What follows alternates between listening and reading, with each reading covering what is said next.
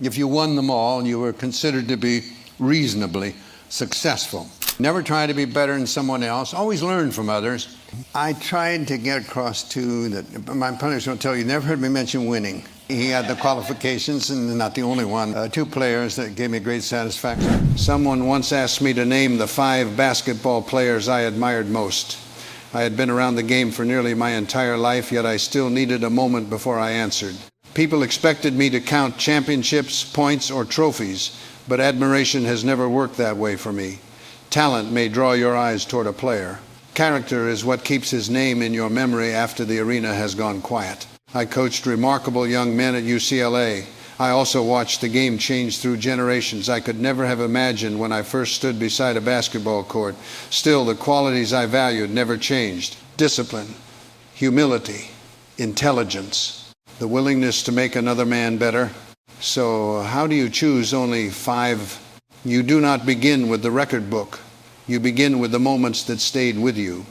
A quiet gesture, a selfless pass, a burden carried without complaint.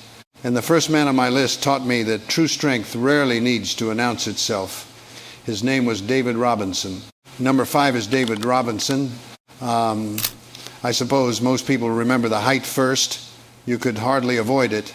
A man that tall walked into a room and people noticed before he ever said a word. But that is not what comes back to me now. I remember how calm he seemed. That may sound like a small thing. Maybe it is. But I spent most of my life around talented young men, and talent can make a person restless. It can make him look around to see who is watching. David never seemed to need that. He played hard. He could take over a game. Everyone knew it. Yet there was something almost ordinary in the way he accepted what he had done. He would turn and go back down the floor. No little celebration. No reminder. Just the next possession. I like that about him. Years later, in 2004, I had the privilege of presenting David with the Keys to Life Award. I remember standing there and thinking about all the things people could have said about him. Champion, Olympic gold medalist, most valuable player. Those words were already attached to his name. He had earned them. Still, they were not the reason that moment stayed with me. It was the man standing there after all of it. He had already received the applause. He had already proven that he belonged among the finest centers who ever played. But he was still thinking about schools, children, faith, and what he could give back. I noticed that coaches notice those things. We spend years telling players not to let success change them. Then every so often you meet someone who makes you wonder whether success revealed him instead. David was like that. Now, I did not coach him. We did not spend years together. I want to be honest about that. Much of what I understood about David came from watching him and from seeing what he chose to do after the crowd had stopped asking him for another basket. That mattered to me. What does a man do when he no longer needs to impress anyone? Does he become louder? Does he begin believing every room belongs to him? Or does he look around and ask who might need his help? David kept looking outward. I remember handing him that award, but I do not remember feeling that I was honoring only a basketball player. That part is important. Basketball gave him a platform. It did not tell him what to do with it. He made that choice himself. Maybe that is why I placed him here. Not because he was 7'1", not because of the points or the blocked shots. I admired him because all that power never seemed to harden him. He remained steady. He remained useful. And when I thought about the next man, I found myself returning to that same quiet quality. Only this time it appeared in a player who made the simplest parts of basketball look like enough. His name was Tim Duncan. Number 4 is Tim Duncan. David Robinson made me think about quiet strength. Tim made me think about something even simpler. The game itself. I first noticed that Tim did not seem interested in being noticed. That sounds strange when you are talking about a player so gifted, but it is true. He did not enter a possession asking what it might do for his reputation. He just looked for what needed to be done. A screen, a rebound, a pass back outside. Then, if the defense gave him room, that bank shot, nothing wasted. I remember watching him at Wake Forest and waiting for the performance to begin. Young stars usually give you one. They want to show you everything they can do before you have had time to ask. Tim never seemed in a hurry. That stayed with me. In 1997, he received the award that carried my name. People sometimes assumed that made me feel proud. It did, of course, but I also felt something closer to relief. I know that may sound odd. Basketball was changing. The attention around young players was growing. Highlights were becoming more important. Everyone wanted the spectacular play the moment people would talk about the next morning. Then there was Tim. He would establish his position, read the defender, use the backboard, run back. That was it. And somehow it was enough. Actually, it was more than enough. Now, I did not coach Tim, and I will not pretend that I knew every thought inside him. I only knew what his basketball kept telling me. He trusted preparation. He trusted repetition. More importantly, he trusted that the correct play did not become less correct simply because nobody applauded it. How many players truly believe that it is easy to make the extra pass when the crowd celebrates unselfishness? It is harder when no one remembers who moved the ball first. Tim kept making that pass. He kept doing the small things. Years passed and success did not seem to make him restless. Championships came, awards came, the league changed around him. Still, when I watched, I recognized the same player. Older, certainly, but not louder. I admired that because consistency is rarely dramatic. Most days it looks like doing something ordinary correctly, then returning the next day and doing it correctly again. People sometimes call fundamental basketball boring. I never understood that. Is a solid foundation boring? Because it remains beneath the house. You may not stare at it, but everything above you depends upon it. Tim reminded me of that. He made the game appear simple, though simplicity earned through years of work is never truly simple. There was discipline beneath it, patience too. You could feel it even when he said very little. And that brings me to the next man. Tim waited for the game to reveal itself. Larry Bird often seemed to know what it would reveal before anyone else did. Number 3 is Larry Bird. Now, Larry was different. The first time you looked at him, you might not have understood what all the attention was about. He did not move like the fastest man on the floor. He did not leap higher than everyone else. Nothing about him seemed arranged to impress you. Then the game began. A few possessions passed and you noticed something. He was early, not with his feet necessarily, with his mind. Larry would send the ball toward a place that appeared empty. A moment later, a teammate would arrive there. He would shift a defender with his eyes, wait half a second, and suddenly the entire floor looked different. I remember watching Indiana State during that season in 1978 and 79. They were not supposed to become the center of college basketball. They did not have the history of UCLA or the familiar collection of stars people expected to see in a national championship game. But they had Larry. No, let me say that more carefully. They believed they had one another because Larry made them believe it. And that was the part I kept noticing. He scored, certainly. He rebounded. He made difficult shots look almost casual. But when I watched him, I found myself looking at the other 4 men. They moved with confidence. They expected the pass. They seemed taller somehow. A player can fill a scoreboard by himself. He cannot create that kind of belief by himself. Larry understood when to take control and when to give the game away for a moment. That is not an easy balance. Young players often think leadership means touching the ball more. Sometimes it means letting the ball go. I had spent many years believing Oscar Robertson was the finest all-around player I had seen. I did not arrive at that opinion casually.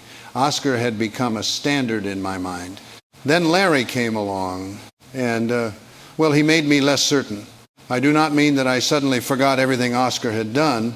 It was not as simple as replacing one name with another. Life rarely works that neatly. But Larry made me stop. An old coach should be willing to stop once in a while. He made me ask whether basketball intelligence could be measured at all. How do you record the pass made before the assist? Where do you place the moment when one player gives 4 others the courage to trust themselves? There is no proper column for that. Still, you can see it. I admired Larry because he never seemed trapped inside one possession. He was already thinking about what this play would do to the next one. He remembered where a defender had leaned. He stored it away. Then he used it. Tim Duncan waited patiently for the game to reveal itself. Larry often appeared to know what it was going to say. And that brings me to Jerry West. Larry could see mistakes before they happened. Jerry had a habit of carrying them afterward even when they were not his. Number 2 is Jerry West. I knew Jerry carried losses differently. You could see it before he said anything. Some players left a defeat on the court. They showered, dressed, and by the next morning they were already thinking about the next game. Jerry took it home with him. I understood that perhaps more than he realized. A serious competitor always asks what he could have done differently. That question can make a man better, but it can also follow him into places where basketball should not be allowed to go. I remember meeting Jerry at Hollis Johnson's, a little restaurant near UCLA. We talked there more than once. Nothing ceremonial, just two men sitting down speaking about the game. One day the conversation turned to losing. Jerry had that familiar look. He was carrying too much again. I asked him a simple question. When your team wins, do you take all the credit? Of course he did not. Jerry would never have done that. He understood the screens, the passes, the rebounds, all the things other men contributed. Victory belonged to everyone. So I asked him why defeat should belong only to him. He became quiet. I remember that. There are moments when a coach keeps talking because silence makes him uncomfortable. I had learned not to do that. Sometimes a man needs a little time to hear what has already been said. Jerry did not suddenly smile and put every painful loss behind him. Life is not that tidy, and Jerry was not built that way. Still, I hope the question remained with him. The very quality I admired in Jerry was also the quality that troubled me. He never hid from responsibility. He did not search the room for someone else to blame. If his team fell short, his first instinct was to look inward. There was dignity in that. There was pain in it, too. People remember the shot making. They remember the silhouette, the championships, and all those difficult nights when he seemed to hold an entire team together. I remember the seriousness. Jerry cared so deeply that losing could feel personal to him, maybe too personal. But how could I fail to admire a man who respected the game enough to examine himself before examining anyone else? The trouble is, responsibility needs proportion. A leader should carry his share. He should not carry every man's share until the weight bends him. I do not know whether Jerry ever completely learned that. Some lessons remain difficult even when we understand them. Maybe especially then. Whenever I thought of him, I felt admiration, certainly. But there was something else, concern perhaps, a wish that he might treat himself with the same fairness he extended to his teammates. Jerry carried defeat more heavily than almost anyone I knew. But when people ask me about the most complete player I had ever watched, my thoughts return to an older standard. A man from Indiana, Oscar Robertson. Number one is Oscar Robertson. I have said his name many times over the years. Sometimes people expected another answer, a newer name, someone they had watched the night before, perhaps. I understood that. Every generation wants to believe it has just discovered greatness. But my mind kept returning to Oscar. Maybe Indiana had something to do with it. Basketball meant a great deal where we came from. It was not merely entertainment. In those small gyms, people watched closely. They noticed whether you made the proper pass. They noticed whether you helped a teammate from the floor. They noticed everything. I had heard about Oscar before most of the country understood what he would become. By the time I watched him closely, I realized the descriptions had not quite captured him. They usually began with scoring. That was the easy part. Oscar could score whenever the game required it, but then you watched another possession. He found a teammate. On the next one, he collected the rebound himself. Then he slowed the game down because his team needed a breath. He did not seem to occupy one position. He occupied the game. I remember people telling me years later that another player had become the greatest all-around player ever. They usually said it with great certainty. I would listen. Then I would tell them they ought to notify Oscar Robertson that someone had taken his place. I was having a little fun with them, of course, but only a little. Oscar had become a standard in my mind, and standards are not replaced merely because something new has arrived. You have to look at the whole player, not one season, not one statistic, not the loudest moment. The whole player. Could he score when the defense knew he had to score? Could he create something for another man? Could he rebound? Could he control the pace without appearing to force it? Could he give his team whatever the evening demanded? With Oscar, the answer kept being yes. Now, Larry Bird made me reconsider things. I admitted that. Larry saw the floor in a way that made an old coach stop and think. But reconsidering is not the same as forgetting. And I never forgot Oscar. There was a seriousness in him. Perhaps some of it came from everything he had been required to overcome. I could not know the full weight of that. I only knew that when he played, nothing appeared casual. Every possession mattered. Every responsibility belonged to him too. That is why he remained number one for me. Not because he fitted neatly into some argument about statistics. He did not fit neatly anywhere. He was too complete for that. People will continue asking who was greatest. They should. It is part of loving the game. But when they asked me whom I admired, I returned to the man who could do nearly everything a team required and still make those things feel connected. Oscar did not wait for basketball to create a place for him. He understood the entire game. Then he made his place within it. So those are the five. David Robinson, Tim Duncan, Larry Bird, Jerry West, Oscar Robertson. Now I know what some people will say. They will ask about championships. They will bring out the record books. They may tell me I left someone out. They are probably right. That is the difficulty with a list like this. You name 5 men, and immediately you remember a 6th, then a 7th. But I was not choosing the 5 players who collected the most trophies. I was thinking about the men whose way of playing revealed something about the way they lived. David showed me that strength could remain gentle. Tim reminded me that the simplest things done faithfully never become old-fashioned. Larry saw possibilities before the rest of us knew they were there. Jerry accepted responsibility even when the burden was not entirely his. And Oscar. Well, Oscar could give a team almost anything it needed. When I look back now, the games do not return to me in perfect order. Scores fade. Dates become harder to place. Even victories that once seemed enormous grow quieter with time. People remain, I remember how they carried themselves, how they treated teammates, what they did when the crowd was watching, and more importantly, what they appeared to do when it was not. That is where admiration begins for me. Reputation is what other people believe you are. Character is what you know you are when no one is there to applaud. I've tried to teach that for many years. The truth is, players taught it to me too. These 5 did. Basketball will keep finding new stars. Records will fall. Someone will declare that the latest great player has ended every old argument. That is all right. The game needs new names, but admiration is quieter than an argument. It stays with you for reasons that are sometimes difficult to explain.